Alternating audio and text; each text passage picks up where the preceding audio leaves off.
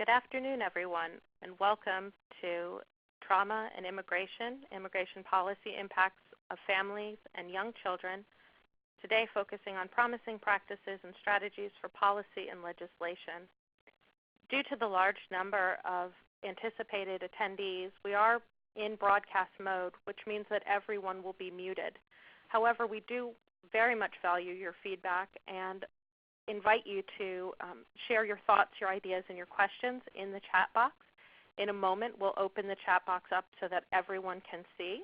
Additionally, resources will be posted on the chat box, as we move along. This webinar will be recorded, and we will provide links to the landing pad throughout the presentation.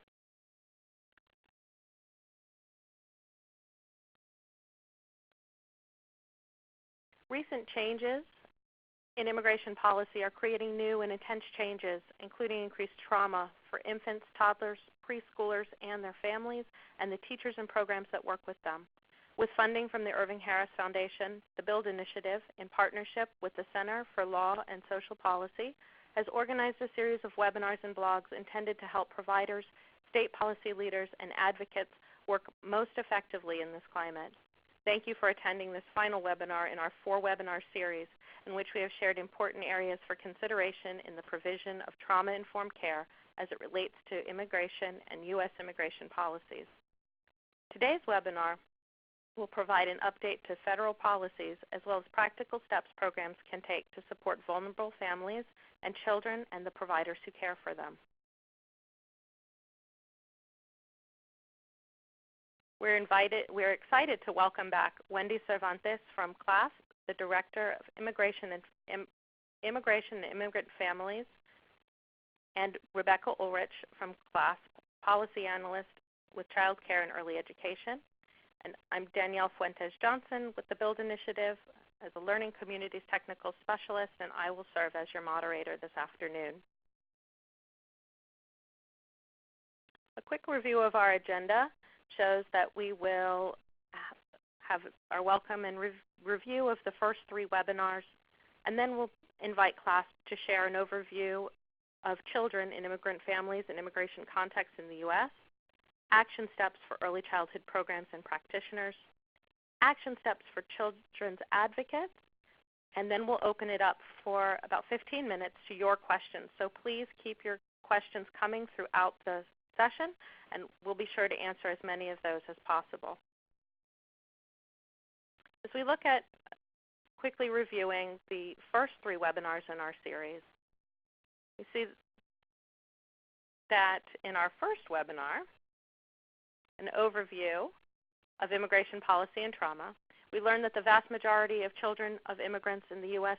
are U.S. citizens in mixed status families, that shifts in immigration policy priorities have increased focus to deporting all undocumented individuals, resulting in many mixed families withdrawing from services for young children. Our colleagues at CLASP shared that. And our funder, the Irving Harris Foundation, shared the diversity-informed tenets for work with infant children and families and introduced us to the concept of Tenet 1, which is self-awareness leads to better services for families.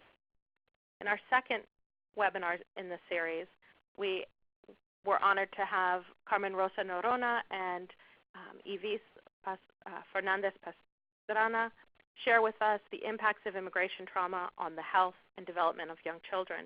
Again, we referenced back as a framework the tenet of Tenet 1, that self-awareness leads to better services to families.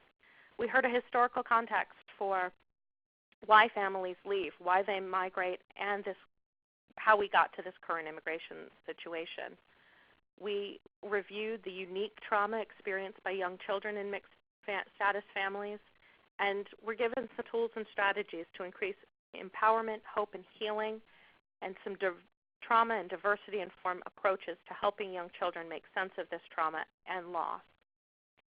And finally, in our most recent webinar, Trauma-Informed Approach to Working with Providers and Families, we heard again from Carmen Rosa Norona and Dr. Vilma Reyes, where we reviewed again the historical trauma and strategies for working with families. Then switched gears a little bit to working with providers and reflecting on reflective practice and reflective supervision, vicarious resilience as an answer or a strategy to overcoming symptoms and warning signs of secondary stress and vicarious trauma. Thank you for all of those who joined those webinars. And now I'd like to invite our colleagues at CLASP to share with us promising practices and strategies for policy and legislation. CLASP, we await, Rebecca and Wendy, we await your presentation. Thank you so much, and hello and good afternoon or good morning, depending on where you are, to all of you who are joining us today. So first, we want to thank the BUILD Initiative and the Irving Harris Foundation for hosting this series of webinars and for inviting us to participate.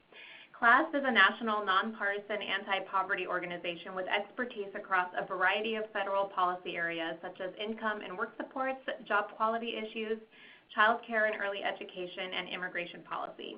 We work to develop and implement federal, state, and local policies that reduce poverty, improve low-income people's lives, and create pathways to economic security for everyone. That includes directly addressing the barriers people face because of race, ethnicity, and immigration status. Next slide. And as mentioned, today we plan to briefly review who children and immigrant families are in the immigration context in the U.S.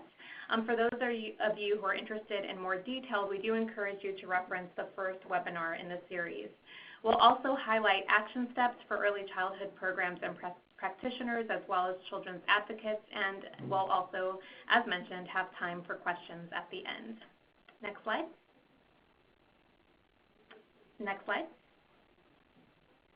So first, it's important to remember that 1 in 4 young children in the U.S. are part of an immigrant family. So that's 5.6 million children under the age of 6. Most live with parents who have some form of lawful status, and a smaller but significant share have at least one undocumented parent. And it's really important to remember that the vast majority of young children in immigrant families are U.S.-born citizens. Next slide. Young children of immigrants are also contributing to the overall increasing diversity of the U.S. child population and represent several races and ethnicities. Nationally, half are Latinx, while 17% are white, 17% are Asian, and 9% are Black. Next slide. Children in immigrant families also live all over the country, although their share of the young child population varies by state, ranging from 44% in California to just 3% in West Virginia. It's also important to note that states like North Carolina, Nebraska, Tennessee, and Georgia, which are newer immigrant destinations, have experienced substantial overall growth in their population of children in immigrant families over the last decade. Next slide. So turning now to the immigration policy context, there are 3 trends we've been tracking over the past few years with significant implications for children and immigrant families. Once again, we went deep into these on the first webinar, so I'll just quickly flag them again. They include heightened immigration enforcement at the southwest border and in the interior of the United States, the removal of protections for immigrants previously granted some sort of discretion, such as efforts to terminate the Deferred Action for Childhood Arrivals, or DACA program, and Temporary Protected Status, or TPS, for certain countries, and also the trend of undercutting immigrants' access to health care and public benefits, such as the proposed public charge rule. Next slide. So a lot has happened since the first webinar, so I want to flag some recent federal updates. One is the proposed rule from the Department of Housing and Urban Development, which would restrict housing assistance for mixed-status families and essentially force families to make a decision between staying together or putting a roof over their heads. If finalized, the rule could harm approximately 55,000 U.S. citizen children who currently rely on housing subsidies. The public comment period for this rule closed on July 9th, and thanks to the efforts of many, more than 30,000 comments were submitted, the majority in opposition to the rule. In terms of good news, many of you are probably aware that last month the Supreme Court blocked the administration's efforts to add a citizenship question to the 2020 census. and the administration finally decided to move forward without the question. However, the President did issue an executive order requiring federal agencies to share citizenship data in their databases. As many of you know, late last month, the President also tweeted about plans to start nationwide immigration raids and deport millions of immigrants in the interior of the United States, which has created alarm in immigrant communities, and I'll dig deeper into that in just a moment.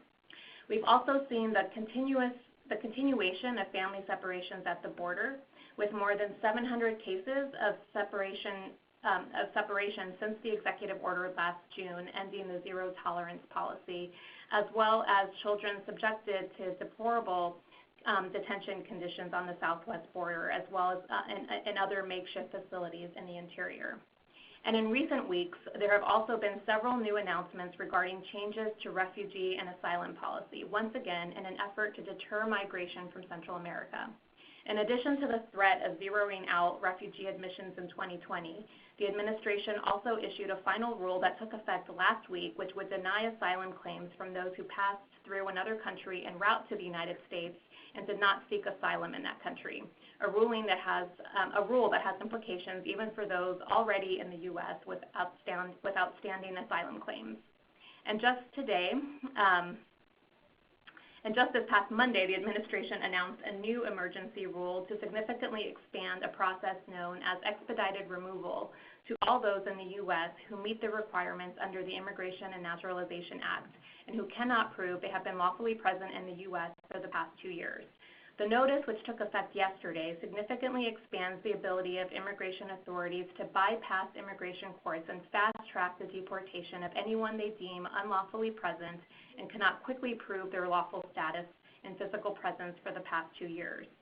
The expansion raises significant concerns regarding due process, racial profiling, including risking the deportation of U.S. citizens and other lawfully present individuals, and of course, more family separations in the interior. The American Immigration Council and the ACLU are currently planning to sue the government to stop the expansion. Next slide, please. So turning back to the previously announced immigration raids, as we mentioned, Trump first threatened that mass raids were going to happen in late June and then later delayed them pending congressional funding negotiations. The original plan was to target approximately 2,000 recently arrived family units and unaccompanied youth who had turned 18, primarily from Central America, with existing removal orders. The target cities originally on the list included Miami, LA, New York City, Newark, DC, Baltimore, Chicago, Houston, San Francisco, Atlanta, Denver, and New Orleans. And while we have seen enforcement operations in some of these cities and other locations, such as South Florida and Tennessee, they have been smaller in scale. It's hard to tell if large-scale raids will happen at some point, or if they will continue to be more isolated actions throughout the country. But the threat has raised significant alarm among immigrant communities, advocates, and providers, and we remain on alert. The fear of more immigration enforcement, coupled with new threats like the expansion of expedited removal, have had a paralyzing impact on immigrant families, including those that are lawfully present. Next slide. At CLASP, we've been working with our partners to help prepare families, providers, and communities with resources to prepare for immigration enforcement actions, whether on a small or large scale, and to speak out against such actions. So we're encouraging organizations, including children's advocacy organizations and those serving children and families, to issue statements in opposition to ramped up interior enforcement, highlighting the harm to children's healthy development. We have talking points on a resource page on our website to help guide the development of such statements. We also encourage state agencies to issue guidance, particularly those localities who have sanctuary policies in place that limit police collaboration, local police collaboration with immigration authorities. And we also encourage supporting early childhood providers in your network to make a plan to respond, in particular to large-scale actions, but also small-scale actions. And finally, for those of you who work directly with families and community members, we ask you to share resources to help prepare for the possibility of enforcement actions. And once again, I just want to flag that there's a resource page on the CLASP website that shares talking points as well as a selection of resources that can help families and community members prepare. And I'll turn it over now to Becca. Next slide, please. Great, so we'll spend the remainder of the session talking through some action steps that early childhood stakeholders can take to protect and support immigrant families in your program, your community, and your state, starting with recommendations for programs and practitioners. Next slide, please. So first and foremost, practitioners should take steps to ensure that their programs are prepared to recognize and support children and families who are experiencing this policy-induced trauma. Webinars 2 and 3 in the series went into depth on trauma-informed and diversity-informed care settings to support children's and families' mental health. I'll highlight just a few quick points here, but encourage you to check out those webinar recordings on the BUILD website if you are interested in learning more. Trauma-informed care begins with understanding the impact of trauma on every aspect of children's development and the ways in which children interact with their environments. Care settings should communicate a sense of safety for children, both within the context of the physical environment as well as in stable, supportive relationships with caregivers and peers. Classroom activities should be centered around relationship building, promote children's ability to make choices, be sensitive to potential triggers, and offer developmentally appropriate opportunities for children to process their emotions and experiences in different ways. Programs should also ensure that there are lots of opportunities to develop and strengthen relationships between program staff and parents, or other important caregivers in children's lives. Just as children need a sense of safety and security, parents need that support too. Program staff should facilitate regular meetings or other means of communication to share information about the child's needs and to create space for the parent or caregiver to recognize their own needs as well. Programs can help to empower parents by sharing information about their children's development and the impact of trauma and connecting them to service providers and community resources. Next slide. We all know that the attacks against immigrant families haven't been limited to policy changes. Immigrant communities, particularly immigrant communities of color, are also facing heightened racism and xenophobia all the way from the highest offices of government down to their neighborhood parks and grocery stores. Given this increase in anti-immigrant rhetoric, it's especially important for children to see positive reflections of themselves, their families, and their experiences in the classroom, from rituals and routines to books and materials. Our friends at the Brooklyn Public Library have a great list of children's books on immigration and immigrant families if you are interested in building up your libraries. You can click on the link in the chat box or visit the landing page for these and other reading recommendations. Next slide. Young children and their families aren't the only ones experiencing trauma.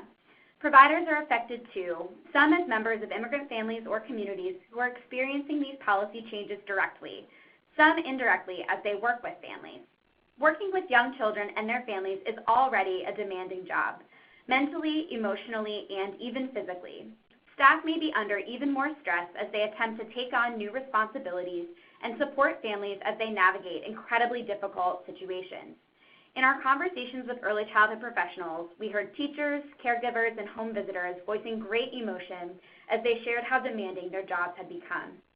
It's vital that program directors consider the impact of the current immigration landscape on their staff and take the time to ask staff what supports they need, both to effectively serve the families in their care, but also to ensure their own social-emotional well-being. Some strategies directors may consider are sharing resources and coordinating trainings or information sessions on immigration policy changes so that staff can better understand the implications of various policies on the families they serve and their own communities. Program directors may also build in time and space in the context of reflective supervision for staff to discuss and process the direct or secondary trauma they may be experiencing in their work with families. This is particularly important for family engagement specialists, home visitors, and other professionals who are working directly with and supporting parents. Next slide. No one can do this work alone, which is why building and maintaining effective partnerships is essential. Many of the programs we spoke with reported that families were coming to them with requests for different kinds of information than they had in the past. Things like stress management, free or low-cost legal services, information on immigration and immigrant rights, and information on family safety planning. Early childhood programs should partner with organizations that provide or connect immigrants to health and legal services, as well as immigrant rights organizations. These partnerships can ensure that program staff have up-to-date information on immigration policy changes. Providers can also connect parents to immigrant-serving organizations when a family's needs require more specialized support than a child care provider or home visitor can offer. Next slide. Now we'll shift the focus to ways that programs can examine and adjust their internal policies to create an intentional focus on immigrant families. Let's start with evaluating application and enrollment procedures. Program leaders should review instructions, forms, and processes to ensure that you aren't unintentionally creating barriers for immigrant families. For example, consider whether your application or enrollment materials ask for information, like Social Security numbers or citizenship status, or documentation like birth certificates that aren't actually necessary to enroll a child or family into your program. Concerns about information sharing have been ever present in immigrant communities, but these fears are particularly heightened in the current context. If it isn't necessary, asking for this information, even if it's optional, may mean you lose families before they even walk through the door. You may consider working with an immigrant-serving partner organization to help you review and revise your materials. If you ask these questions to assess families' eligibility for other programs, consider collecting this information separately from the application and enrollment process. Sequencing these processes can give the family time to get to know you and your program and see you as a trusted resource before they're being asked to share private information. If you do need to collect this kind of sensitive information to determine a child or family eligibility for your services, or if you don't have the option to revise your application or enrollment materials for other reasons, consider having a staff member walk parents through the forms step by step. The staff member should explain why the information is being collected, how you will use it, and the protocols you follow to protect families' privacy. Programs should also ensure that all of your application, enrollment, and informational materials are available in multiple languages spoken in the community. Next slide. Early childhood programs can serve as an important conduit of information for immigrant families. Programs should make resources related to know your rights, family emergency planning in case of immigration enforcement, and immigration policy issues like public charge or DACA renewals available to families. As Wendy said, we have a few key resources available on our resource page at CLASP's website, and we also can connect you to many of our partner organizations who have resources on these issues as well. So you can connect families to this information in a number of different ways, but it's important to be proactive and not wait for families to ask for help. In our interviews with early childhood professionals, staff shared that many families, particularly those who are new to the program, may be reluctant to ask for information or resources out of fear of revealing information about their immigration status. Consider including immigration-related information in regular communications with all parents, having a resource table in your lobby, or hosting information sessions or workshops at parent meetings. Sharing this information proactively can help to build trust and communicate to families that you are a resource. This may make families more likely to come to you with requests for additional information or support. Next slide.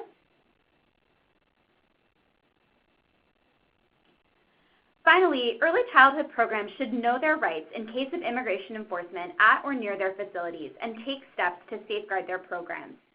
Known and licensed child care programs, preschools, pre-kindergartens, Head Starts, and other early childhood programs are protected under the Department of Homeland Security's Sensitive Locations Policy, which restricts immigration enforcement in certain locations. Schools, healthcare facilities, places of worship, religious and civil ceremonies, and public demonstrations are also protected by the policy. The Sensitive Locations Policy states that, except in limited circumstances, immigration agents generally should not conduct apprehensions, arrests, interviews, searches, or surveillance for the purposes of immigration enforcement at these locations without prior approval from a supervisor. This policy is rooted in the belief that everyone, regardless of their immigration status, should be able to carry out basic activities and access services that are essential to their health and safety without fear of enforcement. So what does that mean for early childhood providers? It means that as a sensitive location, center or school-based childcare, preschool, pre-K, and Head Start programs are entitled to turn an immigration agent away if they try to enter your program or request information about a parent or staff member without prior approval and a warrant. A quick note about the term known and licensed. Unfortunately, ICE and CBP have not provided a concrete definition of what they mean by known and licensed. We believe that known is less about whether a program is registered or regulated in some way, and more about whether an agent would know that the facility is a child care or preschool program by looking at it. So a license-exempt preschool that's run by a church, for example, would definitely fall under the policy. However, we can't say for certain that any home-based program, licensed, regulated, or otherwise, would be included. Communications from leadership at ICE and CBP suggest that agents are still expected to follow the sensitive locations policies. However, reports of enforcement actions taking place near churches, hospitals, and schools suggest that the policy is not being consistently enforced, or at best is being interpreted very narrowly. In either case, the spirit of the policy is certainly being violated. Next slide, please. That's why it is so important to implement a safe space policy to safeguard your program in case of an enforcement action and protect family safety and privacy. Safe space policies are rooted in basic security and privacy protocols related to recording and storing private information, how and when building entrances are secured, and how staff, parents, and visitors access the property. From there, safe space policies give specific consideration to procedures during immigration enforcement actions. Make sure staff know that unless an immigration agent cites emergency circumstances related to national security or public safety, they should not be allowed into your facility without prior approval and a warrant. You'll need to designate a specific staff member who is responsible for speaking with agents and for verifying their credentials.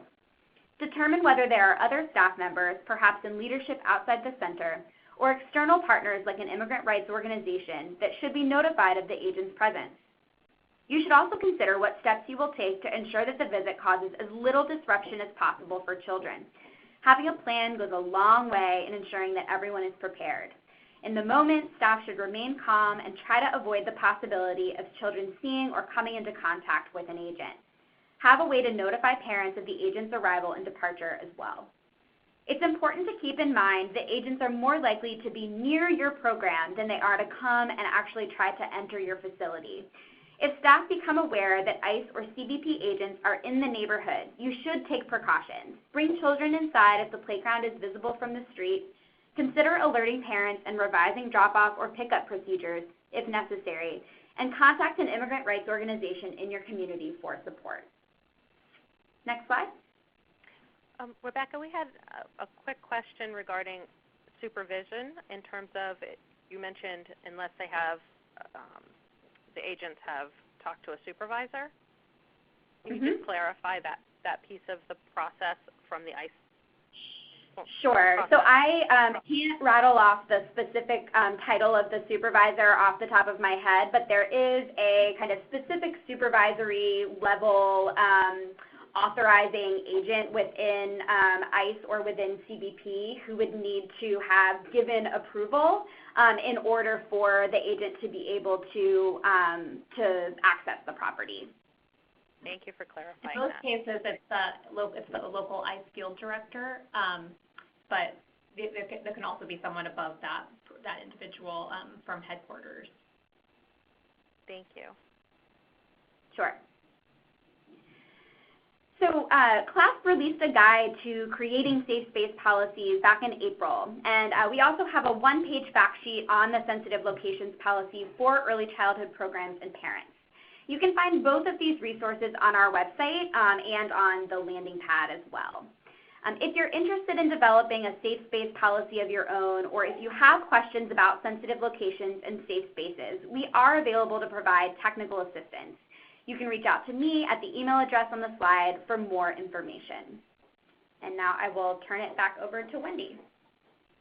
Thanks, Becca. So now I'm going to turn to some action steps for advocates starting at the federal level. Next slide. So for those of you talking to your federal delegations, one overarching ask we're urging people to make is to restrict additional funding to Customs and Border Patrol and Immigration and Customs Enforcement that would expand detention or deportation, and to ensure that resources provided to address the crisis at the southwest border are targeted for the purposes of meeting humanitarian needs. And for those of you who are interested in legislation related to treatment of children at the southwest border or in the custody of Customs and Border Patrol, or those children that are in the care of the Office of Refugee Resettlement, there are several bills that have been introduced addressing different aspects of this problem, but the most recent bill introduced on July 11th, which seeks to create a comprehensive set of remedies to the treatment of migrant children from the point of arrival and throughout their immigration process, is a bill that was introduced by Senator Merkley called the Stop Cruelty to Migrant Children Act. And as I mentioned, that was just introduced in July. There were also several pieces of legislation highlighted here related to interior enforcement specifically that we wanted to flag.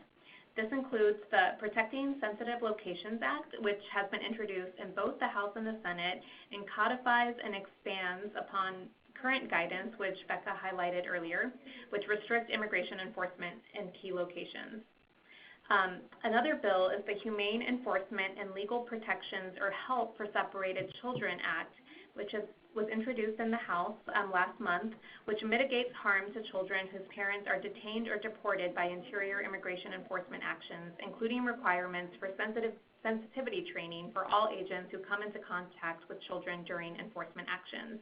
And actually today, Senator Smith is introducing the Senate version of this bill, which is called the Coordinating Care for Children Act. The Help Separated Families Act is another bill that was also introduced in the House, which ensures children in the child welfare system can reunify with detained or deported parents or be placed in the custody of a family member. Next slide, please. We also wanted to raise the continued importance of advocating for protections for those with DACA or TPS, given the significant number of TPS holders and DACA recipients who are parents of young U.S. citizen children. For example, one study estimates that 1 in 4 DACA recipients is a parent of a U.S. citizen child. In late June, the Supreme Court announced it would take up 3 of the DACA cases this fall, with oral arguments scheduled in November and a decision expected no later than June of 2020. As many of you know, several lawsuits have been successful in keeping the DACA program in place for those who already have protections, although no new applications are being accepted. The Supreme Court could decide to allow the injunctions currently protecting the program to be lifted. Congress can, of course, preempt the court by passing legislation that provides a permanent pathway to citizenship for DACA recipients. And in fact, last month on June 4th, H.R. 6, the American Dream and Promise Act of 2019, was passed in the House, which would provide a pathway to citizenship for DACA recipients, TPS holders, and other dreamers. In the Senate, both the DREAM Act of 2019 and the Secure Act, which would provide a pathway to citizenship for TPS holders, have been introduced. And while it's important to express support for all of these bills, we also know that getting legislation through the Senate and signed into law under this current climate is very unlikely, which is why we encourage those of you in particular working on state-level policy to continue to push for state policies that can help DACA recipients and other young undocumented individuals access higher education, professional licenses, and health insurance as we wait for a better climate for legislative change. And Becca will discuss some of these state opportunities later. So turning now to the state, next slide, thanks. Turning now to the state level, we do encourage public officials and program administrators to issue guidance on immigrant eligibility for public benefits and existing privacy protections to mitigate the chilling effect and confusion that may lead to the unnecessary disenrollment or lack of enrollment in critical programs. We also encourage administrators to share information about policy changes, such as the pending public charge rule, to explain exactly what these changes mean for eligibility and when they would take place. so that families can make educated decisions about whether or not to enroll in programs, and also to disseminate model safe space policies for early childhood programs, which Becca highlighted earlier. Next slide, please. Here is an example of a fact sheet on public charge from the California Department of Social Services and Public Health, which is a great example of how information can be disseminated. This one in particular explains explains current policy related to public charge and explains who is eligible for CalFresh, as well as reinforces existing privacy protections for California residents. Next slide, please. And this is another example from the City of Seattle website, which shares information on the public charge rule and the action steps taken by the city and local campaign efforts, which garnered over 1,000 public comments against the proposed rule, including a comment submitted by the City of Seattle. Next slide. And here's an example from Massachusetts from Attorney General Healy, who issued guidance to healthcare providers in public schools shortly after the Trump administration took office, highlighting the protections afforded these types of locations from ICE enforcement action and how to handle interactions and requests from immigration and customs enforcement. Next slide. So turning to state and local legislative advocacy opportunities, we encourage advocates to fight back against several forms of state legislation that would hurt immigrant families. Some examples include bills that would enable cooperation between state and local police or other government officials with ICE to carry out immigration enforcement or to share information. We also encourage pushing back on legislation that would deny or create additional barriers to immigrants and their families' access to public benefits, and also to push back on any legislative proposal or efforts that would undermine immigrants' economic security and mobility, such as restricting access to driver's licenses. Next slide. Last month, the governor in Florida signed SB 168. Here is an example of actually a negative policy in Indiana. I was jumping ahead there, apologies. Which in December of 2014, Indiana became the only state to deny WIC benefits to immigrant pregnant women and mothers who cannot prove U.S. citizenship or qualify alien status, despite the fact that this program has been widely available, as federal law does not explicitly require such eligibility for this program. The change, of course, has led to dramatic disenrollment in the program in Indiana. Next slide. Now, another bad example is that last month, the governor of Florida also signed SB 168, which essentially bans the implementation of sanctuary cities in the state and compels local authorities to provide their best efforts, such as additional resources, to support federal immigration enforcement efforts. The bill passed despite public outcry that the bill enables racial profiling, is a waste of taxpayer resources, and terrorizes immigrant communities.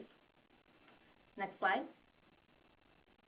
For those of you who are interested in where your state lands in the sanctuary or anti-sanctuary spectrum, this map is available on the National Conference of State Legislatures website and lists the states and localities who have adopted sanctuary policies, which restrict local cooperation with ICE at varying levels, as well as those who ban sanctuary policies and even promote cooperation with ICE, which we know from research increases anxiety amongst immigrant communities and decreases mobility among immigrant families, with serious implications for child well-being.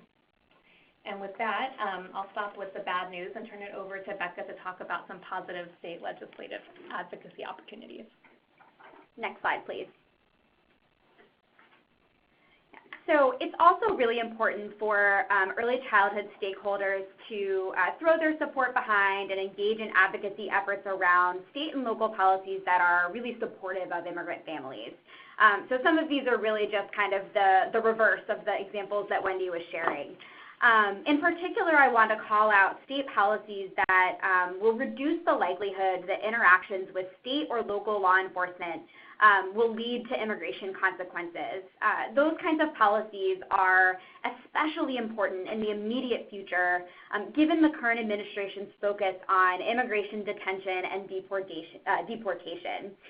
So, for example, states can pursue legislation that prohibits state or local officials from cooperating with federal immigration agents while they are on kind of paid city or state time. Some states have also passed legislation, as Wendy alluded to earlier, that extends driver's licenses to undocumented immigrants. This is particularly important because we know how many immigrants are kind of eventually taken into custody as the result of traffic violations where they're pulled over and then found to be driving without a license. So early childhood advocates play a really important role in putting a child development lens on these policies and really emphasizing the importance of family unity and public safety for children as a result of these kind of proactive pieces of legislation. Early childhood advocates can also support efforts in your state to pass legislation that would extend things like in-state tuition and tuition assistance to undocumented youth, that would affirm immigrants' safety in educational settings, and those that would extend eligibility for Medicaid, CHIP, nutrition assistance, and other benefits regardless of immigration status. So let's dive into a couple of state examples. Next slide, please. So California's Assembly Bill 699, which was signed into law in October of 2017, affirms and safeguards children's right to a free and public education no matter their immigration status. So this is sort of the legislative companion to the Attorney General guidance that Wendy shared as an example from Massachusetts. AB 699 codifies immigration status as a specified protected characteristic for the purposes of anti-discrimination and equal protection laws in schools and other educational agencies in the state of California. The bill also outlines a number of mandates for local education agencies related to collecting, managing, and sharing information about students and their families, responding to immigration enforcement actions at school, responding to hate crimes and bullying, as well as language access. So this language was really targeting K-12 schools, but there are several key provisions that you could sort of use as inspiration or think about how you might be able to adopt them to apply to state-funded early childhood programs in your state, or if you're working even more on the program level, that you might be able to use as sort of a guidance or set of suggestions for adjusting policies within your own program. So for example, AB 699 prohibits school personnel from asking about, collecting, or storing information or documents about the immigration or citizenship status of students or their family members unless it is required by federal law. Schools are required to create alternative means of establishing residency, age, or other eligibility criteria that would not reveal information about immigration or citizenship status. Schools are also prohibited from requiring documents that immigrant families might not have, things like birth certificates or passports. AB 699 also requires public schools to adopt and implement policies that limit the school's assistance with immigration enforcement, to share information with families about students' rights to a free and public education and Know Your Rights materials, and to have protocols for students' emergency contact information to arrange for a student's care if the parent or guardian has been arrested or detained. And that last provision is really aimed at trying to make sure that the school avoids calling Child Protective Services at any cost if a child is left at school, if their parent doesn't pick them up as the result of an immigration enforcement action. So if you're interested in learning a little bit more about AB 699, the Attorney General's sort of massive guide of model policies is linked on the webinar landing pad. And again, while it's geared towards K-12 educators and K-12 schools, I think it provides a really great example of some steps that educational and care settings can take to really support children and families. Next slide. So states can also adopt policies to extend public health insurance coverage to immigrant children. Under federal law, most lawfully present immigrants must wait 5 years after obtaining lawful status before they may enroll in Medicaid or CHIP. But states have had the option to eliminate this 5-year wait for qualified immigrant children and pregnant women since 2009. It's known as the IKEA option in Medicaid world. As of January of this year, 35 states had taken advantage of this option for one or both populations. So as you can see on this map from our friends at the Kaiser Family Foundation, 24 states cover children and pregnant women without a 5-year wait. 10 states just cover children, Wyoming covers pregnant women, and 16 states have not taken advantage of this option. Next slide. So undocumented immigrants are generally ineligible for any form of federally funded health insurance.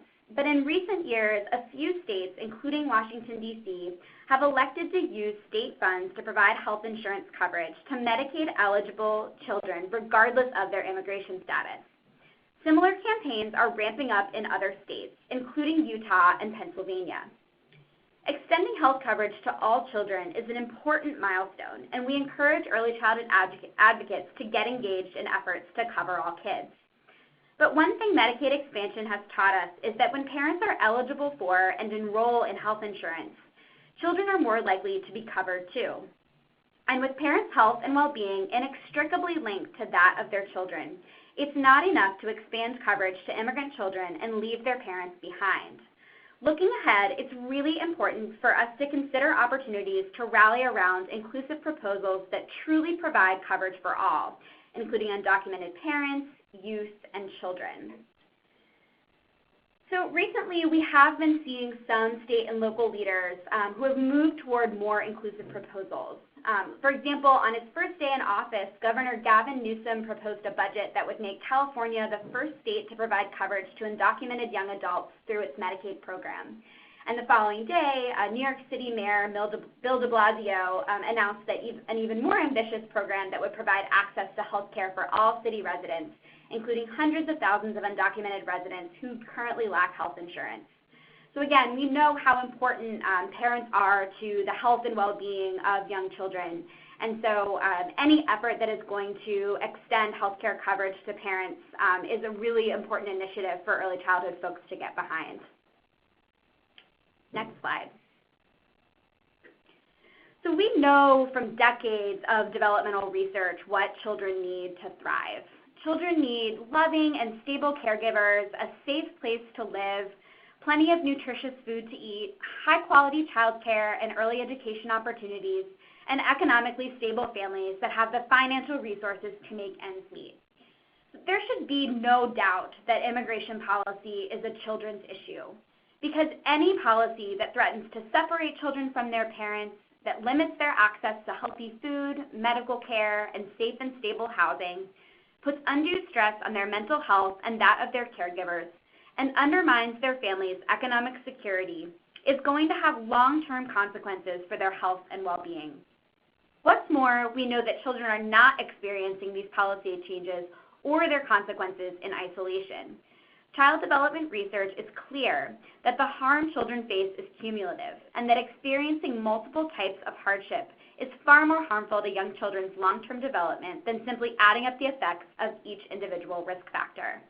And that's why those of us who care deeply about supporting children and families must get engaged in advocacy, in policy, and in practice to safeguard the well-being of immigrant families in the immediate future and for years to come. Next slide. And so there's our contact information, and we just want to say thank you again so much to the BUILD Initiative and to the Irving Harris Foundation for hosting this webinar series and for inviting us to join them. And I think from there we'll open it up for questions. Well, thank you both so much for that review and update, and from some particular strategies that either programs can implement, providers can implement, but also at a state and local policy level, and the federal overview as well. We really appreciate having you with us today. We have set aside this time to answer questions We do have one question so far in the chat box, and the question is, do trauma-informed services only apply to immigrant students, or can they apply to domestic children who are coming from tragic home and community environments?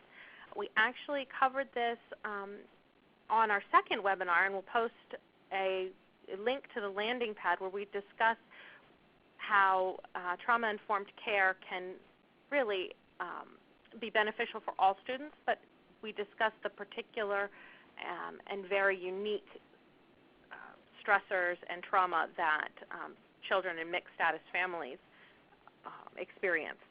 Rebecca or Wendy, would you want to add anything to that before we move on to our next question?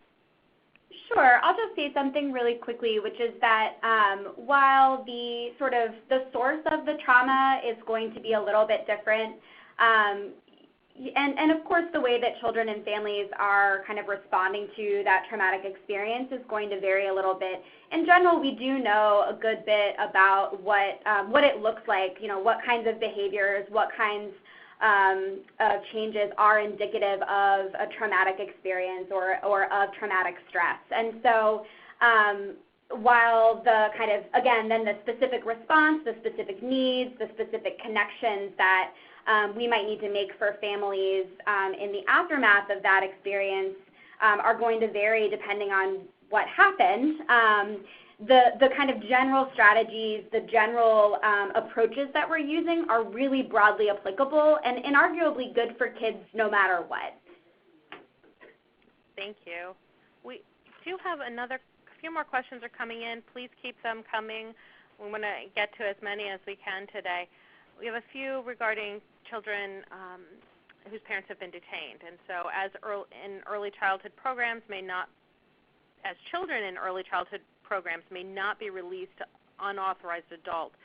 If a parent has been detained, can the program refuse to allow authorities who may come to their program to take the child? What are some of the legalities around that? Sure. So I'm assuming when they say unauthorized adults, they're referring to somebody who has not been identified as a person who can pick the child up from child care, so like a list of the child's emergency contacts.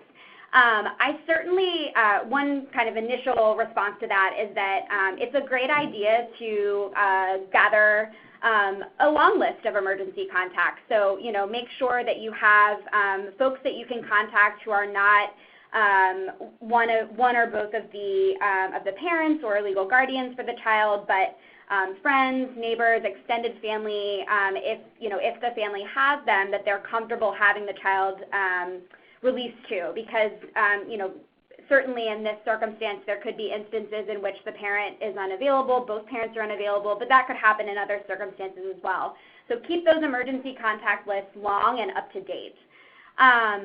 And then in terms of releasing the child to authorities, one thing I would flag there is a couple of things in terms of existing protections for parents under ICE policy. First of all, both early childhood programs as well as child welfare agencies should be familiar with and know about the detainee locator system, which is something that has been set up under the department underneath ICE to allow individuals to track down what has happened to a parent who has been an individual, and in this case, a parent who has been detained, and where they can find them and how they can locate them. Another thing is that immigration authorities, in particular when a child is present, is supposed to allow parents to make child care arrangements before being taken in, and also to make decisions about their child's care prior to deportation. So even though that's primarily in cases where the child is present, it is something that a parent can state, regardless of where they're being apprehended, if they have children, to state that they want to make child care arrangements. And so I think, in line with what Becca was saying, that's why it's so important for programs to ask parents ahead of time to provide a list of as many people also that can be on that emergency contact list. And ICE is actually not supposed to be turning children over to child welfare until they, to local CPS, until they provide parents with that opportunity to make care arrangements. But I do think that there is, we can't speak exactly to like whether or not people could refuse turning children over to authorities, but that the local child welfare agency, if they do take custody of the child, is supposed to try to locate the parent and can do that through the detainee locator system. And on the previous webinar, Carmen Rosa shared the Boston Medical Center's Family Preparedness Plan, and that's another resource that we definitely encourage all of you to look into, and there are many different versions of Family Preparedness Plans. You can find a couple on our resource website as well. But that's another sort of way to collect information about immediate family in the area and to kind of get parents thinking about those emergency contacts and other steps they might need to take in the event that one or both parents are arrested or detained. Thank you. We have a few more questions. Keep them coming. We'd love to hear what you're thinking. This one's thinking about Head Start programs. Have they developed, to your knowledge, their own way to meet both Head Start policies and advocate for immigrant families and children? So I'm not aware of any Head Start specific guidance around supporting families, but something that I think is true for Head Start programs as well as all early childhood programs is that supporting and advocating for the needs of families is squarely in line with, in general, what our collective sort of mission is, right? So most programs have some kind of mission statement that includes supporting and promoting the healthy development, education, learning, care of young children. And we know as early childhood development experts that young children can't thrive without their caregivers. And so I don't think that you have to make too far of a leap to say that advocating for policies or advocating, connecting families to resources, really being kind of a proactive helper for families is squarely in line with the types of services and the types of supports that we're all really committed to providing all children and all families. And one thing I wanted to flag is that we know that Community Action Partnership has actually created a resource for Head Start programs on how to respond if ICE were to visit one of their programs. And I actually don't know if that's on our resource page, but yeah, it's on the resource page. So that's at least an example of how to implement, and it also highlights the CLASP Safe Space resource guide specifically related to ICE visits at Head Start programs. Great. We have a question kind of digging in a little bit for your ideas on suggestions on directing families that either single parents or parents together where the parents are not documented but they are trying to find work in this climate or housing to take care of children. What are some general resources that providers and agencies can use to direct families to support them in these practical ways? Well, as Becca flagged when she was going over strategies for providers, it's, the importance of partnering with immigrant-serving organizations is that there actually are a lot of immigrant-serving organizations who even have their own programs to help provide informal work for undocumented workers. And so we would encourage programs to refer families to those types of organizations who would have the best advice for how to support undocumented parents looking for work or other types of supports. Thank you. We have a few more questions, and again, please keep them coming. What's on your mind? Do you have maybe even an example from your location that you'd like to share that was successful of a strategy that worked? One question was, what policies will we need in place in 10 to 15 years, thinking into the future, to unweave the damage created by our current adult and child separation policies? Is there any work being done or thinking about where we're headed and what we'll need? Yeah, it's sometimes hard to think that far ahead given how horrible things are right now. But I think there's actually going to be a lot that needs to be done over the next several years, both to hold this administration accountable for the harm that it has inflicted upon so many children and families, much of which people would argue is irreparable harm. But I do think that there, down the road, we need to look at, a comprehensive bill that would address the undocumented population currently living here, that would address specifically the reasons why there has been increased migration from Central America, that will make it build a refugee program and a way to an immigration system that can actually meet the needs of both those both the demand here in the U.S. and also to meet the needs of those seeking asylum from, validly seeking asylum from Central America and other parts of the world. And I think down the road, in addition to creating a bill that would create a pathway to citizenship for those who are currently here, and also that would provide a much more workable system for those seeking asylum here, we also need to think really specifically about the harm that has been done to children, and think about basically building supports throughout multiple systems, including the education system, the early childhood system, the mental health system, the healthcare system, to make sure that we are providing kids and families with long-term support, as we know that this developmental harm it will follow them through a lifetime if they don't receive those supports, and making sure that families are connected to the services they need to help their children recover from the harm that they've, and also, quite frankly, we need to make sure that all families are reunited that have been separated, because we know that there are many families who continue that are still separated, and to make sure that we basically continue to ensure that every single child is reunited with their family.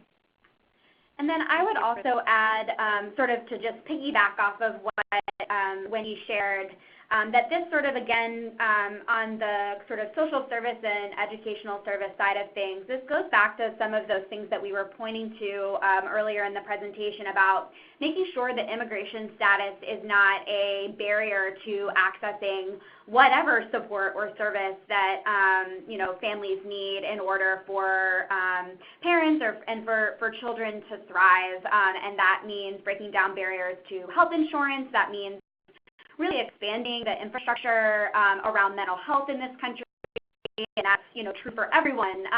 That means making sure that our early childhood system is accessible and affordable, and is really targeted and available to meet the needs of families who are linguistically and culturally and racial and ethnically diverse, because we know that that increasing diversity really is the future of the young child population in this country, and our systems need to be prepared not just to serve those families, but to serve them really well and meet them where they are.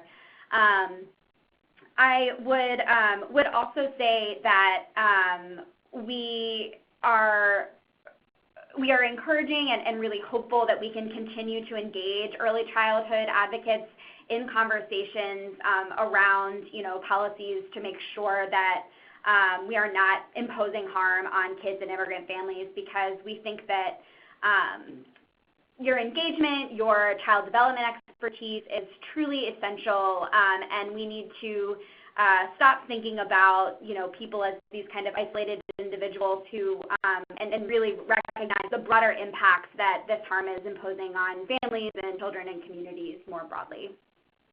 Thank you. We just want to mention that one of our friends in Connecticut has mentioned that the First Congregational Church, Old Lyme, Connecticut, has had some success stories, if you want to investigate that, on safe spaces for families. And we also had a handful of questions regarding children and families that are in the detention centers, and anything regarding policy and regulations and anything around that in terms of what can ECE various providers do to work with those children and families at this time. Well, and just for a point of clarification, that there's a variety of different facilities we're talking about. There's both those temporary supposedly short-term, but we know are increasingly longer-term facilities along the border that are actually under the supervision of the Customs and Border Patrol, where many children right now are being held, unfortunately, for much longer periods of time than they're supposed to.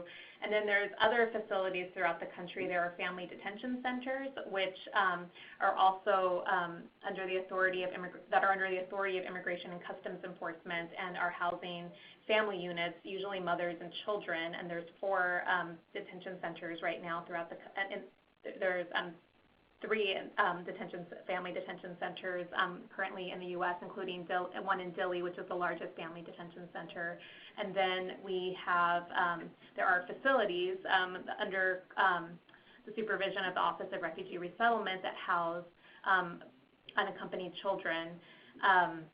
And there are, once again, much larger facilities that have been put up recently in order to house like the significant large number of kids that are now under ORR care. All of these facilities, unfortunately, are not easy for providers to simply get into because these are under contract, under the supervision, under the authority of the federal government. Only those who have contracts with the federal government are allowed permission to work with the children and families in these facilities. One thing I will flag, though, for those of you who are really eager to do something, and I know many of you have a lot of expertise and skills that would be of great use to kids and families that are currently, suffering right now, and that is to remember that many of these kids and families are eventually released into the community throughout the country and reunited with families throughout, all over the U.S. And to the extent that providers can, connect, these other families are going to be needing child care and mental health services and other, and having other, and will have other needs, and that actually providing those services to those families once they're released in the U.S. is actually really, really important, and is something that, particularly for those who have language needs or there's just like, given the dearth of language accessible services, and it's just really important to be able to connect providers with families.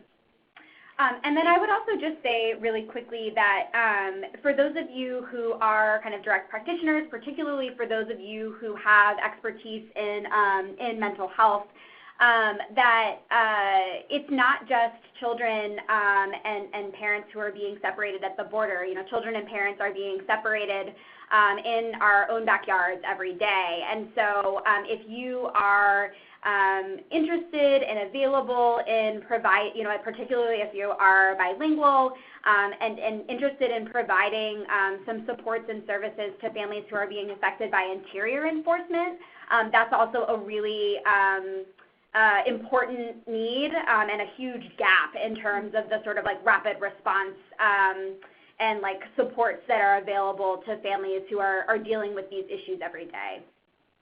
Thank you. We had a question in the chat box asking where some of the questions have come from, because we have opened the chat box. When all of the participants registered, we did ask a few questions about what you most wanted to know. So we're pulling the questions both from the chat box that have been asked live, as well as some of those questions that came in at registration. So with that, I think I'm going to ask a final question for your input, and it's sort of what can we take going forward, and what can we each personally do? And that is, what is the best way, in CLASP expert opinion, to talk to others who do not understand why this can impact our future generations? It can be really touchy in today's political climate, so how do you express to others why current conditions are not only unsafe for children, but can hurt them and just us in general later, a few years down the line?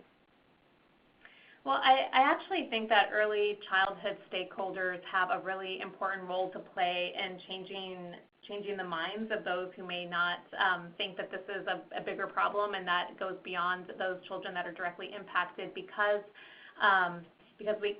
early childhood stakeholders can speak either from direct experience or from their own expertise as to why why this is an issue that's very critical in terms of child development and why children play a critical role in our nation's future. And I also think that while it's important to change the hearts and minds of obviously policymakers who can make decisions about the policies that we're inflicting upon kids and families, it's also really important to change the hearts and minds of our neighbors and friends that we come into contact with. And I think it's important to make sure, because it's really those changing hearts and minds on a broader level is going to be really critical to also pushing for policy change. And I think using the child well-being lens is a really effective way to get that message across. And I would really encourage you to think about ways that you can sort of meet the person that you are talking to where they are, and think about, some ways that you can draw connections between the implications of the immigration policy context to another issue that sort of resonates with that person. So as an example, we've talked to some folks who work at the state or local level who, in conversations with legislators specifically, have had a lot of luck using a sort of adverse childhood experience, or ACEs framework, because it's language that the legislators are familiar with. People talk about that. People talk about trauma. Legislators really like those kinds of buzzwords. And so if you can, sort of put the implications, put the consequences in that sort of framework, it might be something that resonates with them a little bit more. And that can be true in conversations with, like Wendy said, your neighbors and friends and family members as well. Think about something that touches them. Think about, a particular perspective that they might have where you can really kind of draw a connection and ultimately humanize this issue. Because when it comes down to it, what we're talking about is, people's very kind of humanity being ignored or violated. And so, I definitely agree with Wendy that we need to be working our persuasive skills at a lot of different levels, and ultimately changing the minds of the public is a really, really important place to target. And one last thing I would add is that we've also found it to be effective, depending on who you're talking to emphasize the impact that this also has on communities and on providers specifically. Our study looked at also how these policies impact early childhood providers, who are the ones who have the most contact with these kids and families on a daily basis, particularly in the interior.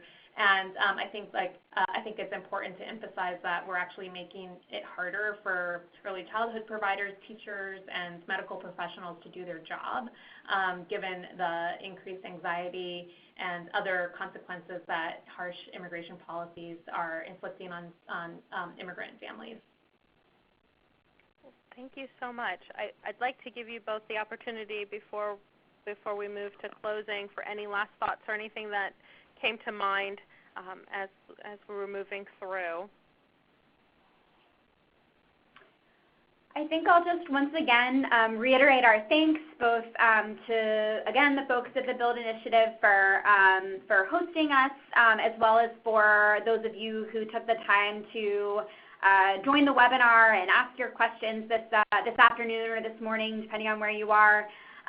We are really grateful for your partnership. We're really grateful for your engagement, and we hope to continue working with you in the future. Yes, and please don't hesitate to reach out to us with any questions that come up after the webinar. Absolutely. Thank you both so very much. And as Becca and Wendy have mentioned, we want to thank, from the Build Initiative, we really want to thank all of you who have participated in this 4-series webinar series. Some of you from the very beginning, some of you have attended the ones that you were able to, but please know that on the landing pad are recordings from each of the webinars as well as the PowerPoints that went with them, and in a PDF version. We also have a number of resources and blogs dedicated to that landing pad and to these topics, both general and specific to each of the webinars. And we will be having a frequently asked questions document produced at the close of the series, where we were going to look at the most common questions that were answered, some of the and refer back to our partners and the resources and have linkage to those, and we will be sending those out to all that registered for the different webinars.